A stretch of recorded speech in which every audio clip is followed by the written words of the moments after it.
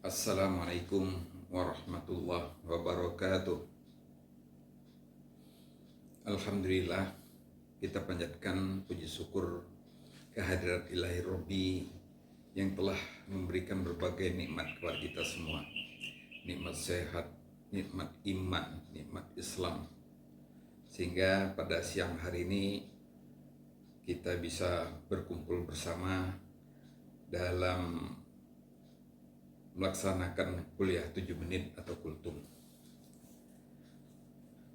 Bapak Ibu yang berbahagia, banyak cara Allah untuk memberikan hidayah kepada manusia, kepada umatnya. Sebagai contoh kisah Zunnun al-Misri, yaitu seorang sufi yang berasal dari Mesir. Pada waktu meninggalkan kota Mesir, beliau melihat seekor burung yang jatuh dari sarangnya, seekor anak burung yang jatuh dari sarangnya. Kemudian anak burung ini mengais-ngaiskan kakinya. Pada waktu mengaiskan kakinya itu, keluarlah satu cawan berisi biji-bijian dan cawan lain itu berisi air. Ternyata dari pekerjaan mengais tadi itu bisa mengeluarkan makanan yang berada dalam cawan, yaitu berupa biji-bijian, dan satu lagi cawan yang berisi air. Dari situlah anak burung yang masih buta tadi itu bisa melanjutkan kehidupannya. Dari kisah lain, seorang pelacur pada waktu kehausan tiba di satu sumur, dan di situ ada juga anjing yang dalam keadaan kehausan. Lidahnya menjulur, kemudian kelihatan pandangan mata memelas untuk meminta bantuan. Sang pelacur membuka sepatunya, kemudian mengikat dengan tali, dimasukkanlah ke dalam air untuk mengambil air melalui sepatunya. Diangkatlah air, kemudian siapa yang diminumkan duluan? Ternyata anjing. Dalam kisah, dengan apa yang telah dilakukan kepada makhluk Allah, maka sang pelacur ini balasannya surga oleh Allah. Ya tentunya tidak serta-merta dalam artian dengan hanya memberikan air kepada seekor anjing, kemudian dia menjadi masuk surga.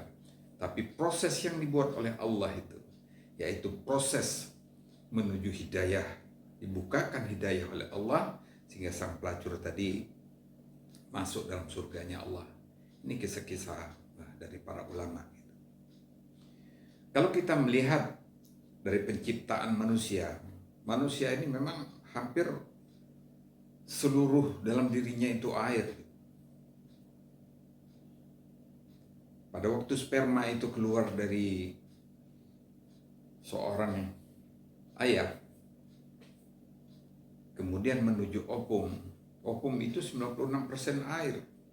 Kemudian ovum tadi menjadi segumpal darah, dan selanjutnya menjadi seorang anak bayi yang dilahirkan itu 80% air. Dan pada waktu dewasa 70% merupakan air.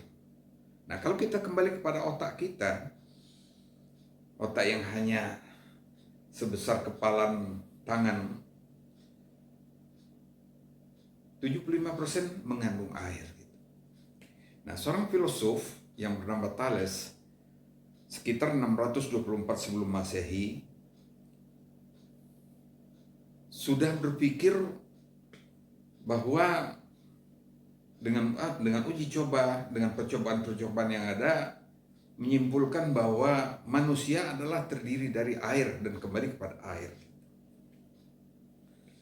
Thales ini merupakan seorang pembaru Yunani.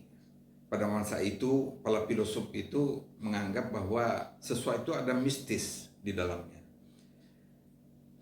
Nah, Thales ini adalah merubah mistis itu menjadi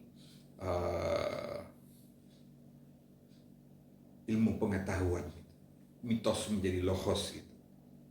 Nah, kalau kita kembali kepada penciptaan manusia, ini kita tidak jauh berbicara dengan air tadi.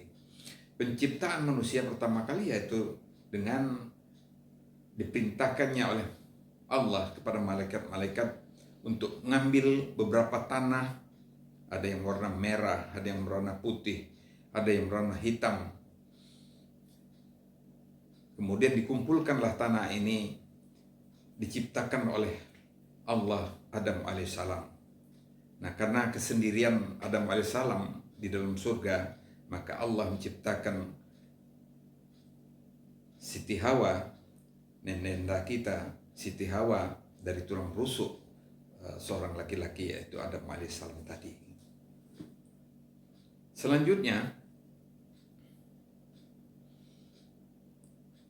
dengan berprosesnya manusia, maka penciptaan manusia setelah itu adalah dari air.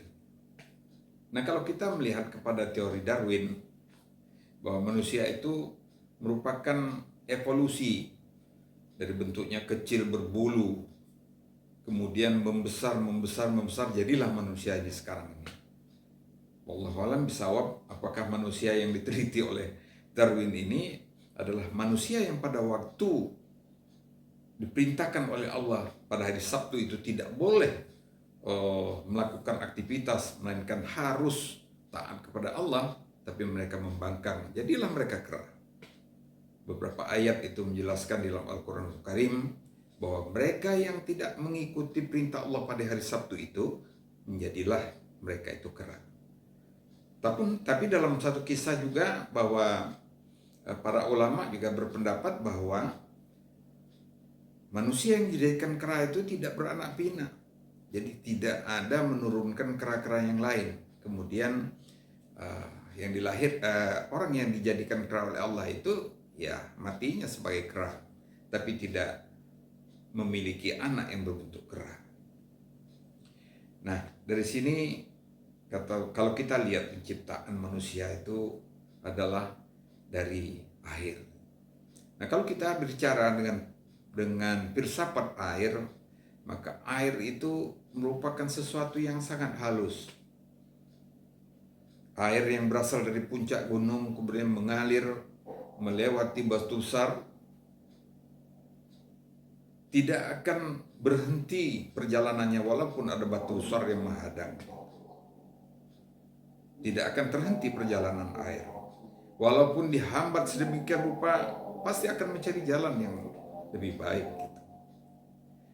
Kemudian air itu tidak akan pernah berhenti mengalir. Kalaupun dia mengalir, dia menguap. Sampai di laut dia menguap, kemudian uap itu menjadi awan. Awan berkumpul sampai titik jenuh itu kembali turun menjadi air. Jadi kelihatan siklus dari kehidupan air ini tidak pernah berhenti. Oleh karena itu kita ingin mencontoh air bahwa kita tidak pernah berhenti berjuang. Kita tidak pernah berhenti belajar. Kita harus selalu survive.